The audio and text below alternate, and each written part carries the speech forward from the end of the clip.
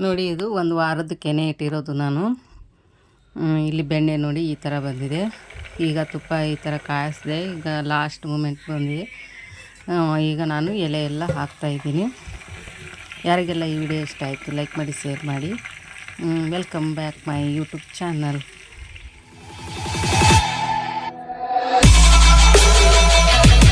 Okay, ಇಲ್ಲಿ ನೋಡಿ ನಾನು ಅರ್ಧ ಲೀಟ್ರ್ ಹಾಲನ್ನ ಕಾಯಿಸಿ ನೈಟೇ ನಾನು ಫ್ರಿಜ್ಜಲ್ಲಿ ಇಟ್ಟಿದ್ದೆ. ಈ ಕೆನೆ ತೋರಿಸ್ತೀನಿ ನೋಡಿ. ನಾನು ನೋಡಿ ಎಷ್ಟು ದಪ್ಪ ಕೆನೆ ಬಂದಿದೆ. ಈ ಕೆನೆಯಿಂದ ನಾನು ಬೆಣ್ಣೆ ಮತ್ತು ತುಪ್ಪ ಯಾವ ರೀತಿ ಮಾಡೋದು ಅಂತ ಅಂದ್ಬಿಟ್ಟು ತೋರಿಸ್ತೀನಿ. ಡೈಲಿ ನಾನು ಈ ಡಬ್ಬದಲ್ಲೇ ಕೆನೆನ ತೆಗೆದಿಡೋದು. ಇದು ಒಂದು ವಾರದ ಕೆನೆ ನಾನು ಈ ಡಬ್ಬದಲ್ಲೇ ಹಾಕಿ ಇಡುವಂಥದ್ದು. ಒಂದು ವಾರಕ್ಕೆ ಅಂದರೆ ಈ ಡಬ್ಬ ತುಂಬುತ್ತೆ ನಮ್ಮ ಮನೇಲಿ.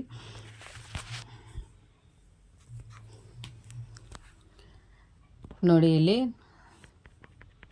ಒಂದು ವಾರದ ಕೆನೆ ಇದು. ಇದಕ್ಕೆ ನಾನು 1/4 ಲೀಟ್ರ್ ಹಾಲನ್ನ ಕಾಯಿಸಿ ಇಟ್ಟಿದ್ದೀನಿ ಇಲ್ಲಿ ಪಾತ್ರೆಯಲ್ಲಿ. ಈಗ ಇದನ್ನು ನೈಟೇ ನಾನು ಹಾಕ್ತೀನಿ. ಈ ನೋಡಿ ಅಲ್ಲಿ ಕಾಯಿಸಿರುವಂಥ ಹಾಲಿಗೆ ನಾನು ಕೆನೆ ಹಾಕ್ತೀನಿ. ಕೆನೆ ಹಾಕಿಬಿಟ್ಟು ಮತ್ತು ಎಲ್ಲ ನೀಟಾಗಿ ಸ್ಪೂನಿಂದ ಕಲಿಸ್ತೀನಿ ನಾನು. ಚೆನ್ನಾಗಿ ಅದು ಹೊಂದ್ಕೋಬೇಕು, ಹೆಪ್ಪು ಎಲ್ಲ ನೀಟಾಗಿ ಹೊಂದ್ಕೋಬೇಕು. ಈ ನೈಟು ಒಂದು ಪಾತ್ರೆ ಮುಚ್ಚಿ ಇಟ್ಟಿದ್ದೀನಿ ನೋಡಿ. ಇಟ್ಬಿಟ್ಟು ಈಗ ಬೆಳಗ್ಗೆ ತೋರಿಸ್ತಾ ಇರೋದು ಇದು. ಎಷ್ಟು ಗಟ್ಟಿಯಾಗಿ ಮೊಸರಾಗಿದೆ. ಕೆನೆ ಮೊಸರು ಅಂತಲೂ ಅನ್ಬೋದು ಇದನ್ನು.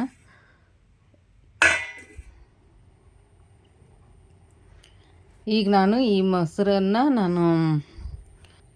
ನಾನು ಇದನ್ನು ನೈಟೇ ಹಾಕಿಟ್ಟಿದ್ದೆ. ಬೆಳಗ್ಗೆ ಬೆಣ್ಣೆ ತೆಗೆದ್ರಾಯ್ತು ಅಂತ ಅಂದ್ಬಿಟ್ಟು ನೋಡಿ ಇಲ್ಲಿ ನಾನು ತೋರಿಸ್ತಾ ಇದ್ದೀನಿ ಮೊಸರು ಎಷ್ಟು ಗಟ್ಟಿಯಾಗಿ ಬಂದಿದೆ ಅಂತ. ಇಲ್ಲಿ ಮಿಕ್ಸಿ ಜಾರ್ ತೊಗೊಂಡಿದ್ದೀನಿ ನಾನು, ಜ್ಯೂಸ್ ಜಾರು ಇದು.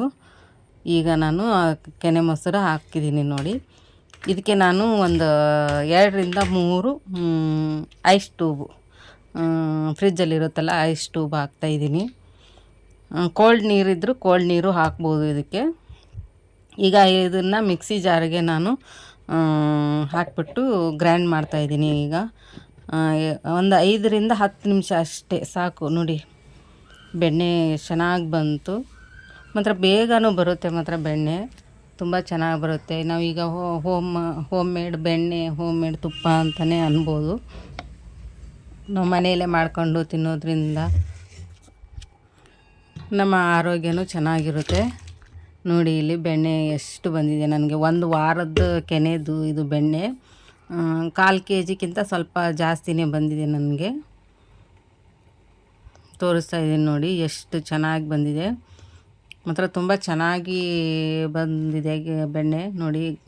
ಗಟ್ಟಿ ಗಟ್ಟಿ ಬೆಣ್ಣೆ ಥರ. ನಾವು ಈ ಬೆಣ್ಣೆನ ಉಪಯೋಗಿಸಿ ಮತ್ತು ದೋಸೆಗೂ ಉಪಯೋಗಿಸ್ಬೋದು, ಮತ್ತು ರೊಟ್ಟಿಗೆ ಎಲ್ಲನೂ ಉಪಯೋಗಿಸ್ಬೋದು. ಈಗ ಅಂಗಡಿಯಿಂದ ತಂದು ನಾವು ತುಪ್ಪ ತಿನ್ನೋದು ಒಂದು ಸ್ವಲ್ಪ ಒಂದೊಂದು ಕ್ವಾಲಿಟಿ ಚೆನ್ನಾಗಿರುತ್ತೆ, ಒಂದೊಂದು ಚೆನ್ನಾಗಿರೋದಿಲ್ಲ. ಈಗ ನಾವು ಮನೆಯಲ್ಲೇ ಮಾಡ್ಕೊಂಡು ತಿನ್ನೋದ್ರಿಂದ ನಮ್ಮ ಆರೋಗ್ಯನೂ ಚೆನ್ನಾಗಿರುತ್ತೆ. ಇನ್ನು ನೋಡಿ ನಾನು ಬೆಣ್ಣೆನ ಕಾಯ್ಸೋಕ್ಕೆ ಇಡ್ತಾಯಿದ್ದೀನಿ ಸ್ಟವ್ ಮೇಲೆ. ಮತ್ತು 2 ಸಲ ತೊಳೆದೆ ನಾನು ಮತ್ತೆ ಬೇರೆ ನೀರಲ್ಲಿ. ನೋಡಿ ತೊಳೆದ್ಬಿಟ್ಟೆ ನಾವು ಕಾಯಿಸ್ಬೇಕು, ಯಾಕಂದರೆ ಸ್ವಲ್ಪ ಮಜ್ಜಿಗೆದು ಇದು ಇರುತ್ತಲ್ವ ಅದಕ್ಕೋಸ್ಕರ. ಮತ್ತು ತುಪ್ಪನೂ ಚೆನ್ನಾಗಿ ಬರುತ್ತೆ. ಈಗ ನಾನು ಸ್ಟವ್ ಮೇಲೆ ಒಂದು 5 ರಿಂದ 15 ನಿಮಿಷ ನಾನು ಬೇಯಿಸ್ಕೊತೀನಿ ತುಪ್ಪ ಬೆಣ್ಣೆನ. ನಾನು ಇದಕ್ಕೆ ಹಾಕೋಕ್ಕೆ ಎಲೆ, ಸ್ವಲ್ಪ ಅಡುಗೆ ಹಾಕೋ ಸಕ್ಕರೆ, ಕರಿಬೇವು ಸೊಪ್ಪು, 1 ಏಲಕ್ಕಿ ತೊಗೊಂಡಿದ್ದೀನಿ. ಇಷ್ಟೇ ಇದಕ್ಕೆ ನಾನು ಹಾಕೋದು. ಮತ್ತು ಮೆಂತ್ಯ ಹಾಕೋರು ಮೆಂತ್ಯನೂ ಹಾಕ್ತಾರೆ. ನಾನು ಮೆಂತ್ಯ ಹಾಕಿಲ್ಲ ಇದರಲ್ಲಿ. ನೋಡಿ ಇಲ್ಲಿ ಮೇಲ್ಗಡೆ ನೊರೆ ಬರ್ತಾ ಇದೆ. ಆ ಮೇಲ್ಗಡೆ ನೊರೆ ಬಂದಾಗ ನಾವು ಸ್ಪೂನಿಂದ ಸ್ವಲ್ಪ ಕೈ ಆಡಿಸಿದ್ರೆ ಅದು ಉಕ್ಕೋದಿಲ್ಲ, ಇಲ್ಲಾಂದರೆ ಉಕ್ಕಿ ಬಿಡೋ ಚಾನ್ಸ್ ಇರುತ್ತೆ. ಮಾತ್ರ ತುಂಬ ಚೆನ್ನಾಗಿ ತುಪ್ಪ ಬಂತು ನನಗೆ. ಮನೆಯಲ್ಲೇ ಮಾಡ್ಕೊಳ್ಳೋದ್ರಿಂದ ಮಾತ್ರ ತುಂಬ ಚೆನ್ನಾಗಿರುತ್ತೆ ತುಪ್ಪ. ಬಿಸಿ ಬಿಸಿ ಅನ್ನ ಮತ್ತು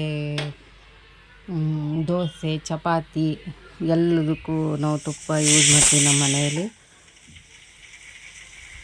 ನಾನು ಮಾಡಿರುವಂಥದ್ದು ಇದು ತುಪ್ಪ ನೋಡಿ. ಯಾರಿಗೆಲ್ಲ ಈ ವಿಡಿಯೋ ಇಷ್ಟ ಆಯಿತು ಲೈಕ್ ಮಾಡಿ, ಶೇರ್ ಮಾಡಿ, ಕಾಮೆಂಟ್ ಮಾಡಿ. ಮತ್ತು ಎಂಥ ಮನೆಯಲ್ಲೇ ಮಾಡೋದ್ರಿಂದ ಆರೋಗ್ಯಕರವಾದಂಥ ಇದು ಹೋಮ್ ಮೇಡ್ ತುಪ್ಪ ಅಂತಾನು ಅನ್ಬೋದು ನಾವು. ನೋಡಿ ಈಗ ನೊರೆ ಎಲ್ಲ ಹೋಗಿ ತುಪ್ಪ ಎಂಥ ಬಬಲ್ಸ್ ಬರ್ತಾ ಇದೆ ನೋಡಿ.